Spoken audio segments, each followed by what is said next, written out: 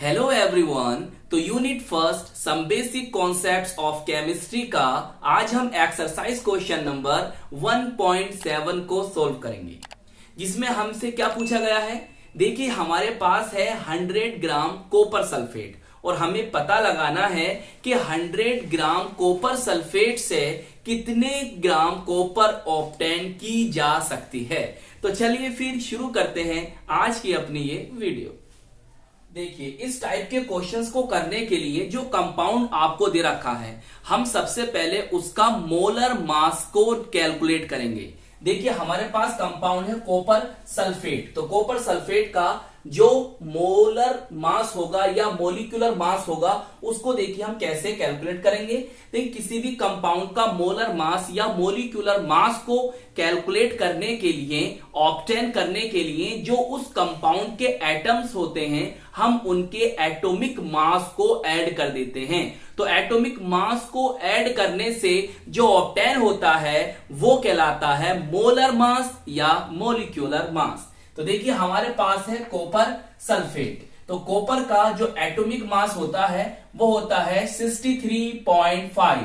फिर प्लस करेंगे, देखिए सल्फर का होता है 32 प्लस ऑक्सीजन के आपके पास यहां पर 4 है, तो आप यहां 4 लिखोगे। ऑक्सीजन का एटॉमिक मास होता है 16।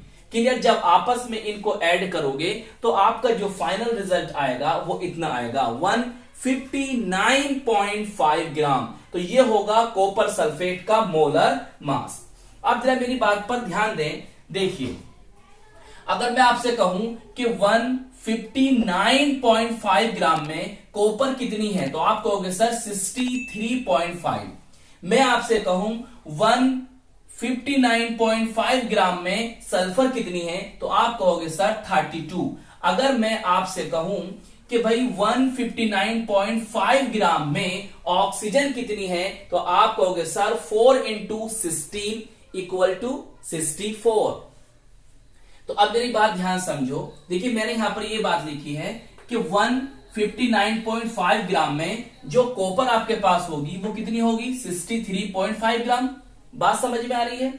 अब इसी तरह से अगर बात करें हम 1 ग्राम कॉपर सल्फेट की, तो 1 ग्राम कॉपर सल्फेट में कितनी कॉपर होगी, तो हम क्या करेंगे, जो कॉपर का एटॉमिक मास है, जो कॉपर का एटॉमिक मास है उसको ऊपर लिखें, सही है, और उससे डिवाइड कर दें किससे, जिसमें हम कॉपर की अमाउंट को निकाल रहे हैं। हम किसमें निकाल रहे हैं, कॉपर सल्फेट में। तो कॉपर सल्फेट का यहां पर मोलिकुलर मास आ जाएगा। तो इतने जो कैलकुलेट करने पर आएगा वो 1 ग्राम में कॉपर सल्फेट में कॉपर मौजूद होगी। लेकिन हमसे पूछा गया है कि 100 ग्राम में, 100 ग्राम में, तो 100 ग्राम कॉपर सल्फेट में जो कॉपर होगी, तो हम क्या करेंगे, यहां पर इंटू 100 कर देंगे। इसे कैलकुलेट करने के बाद जो आपका आंसर आएगा वो आएगा इतना 39.81 ग्राम कॉपर। तो हमने जाना 100 ग्राम कॉपर सल्फेट में जो कॉपर होगी वो इतनी होगी। जैसे देखिए, 159.5 ग्राम में कॉपर इतनी होगी और 1 ग्राम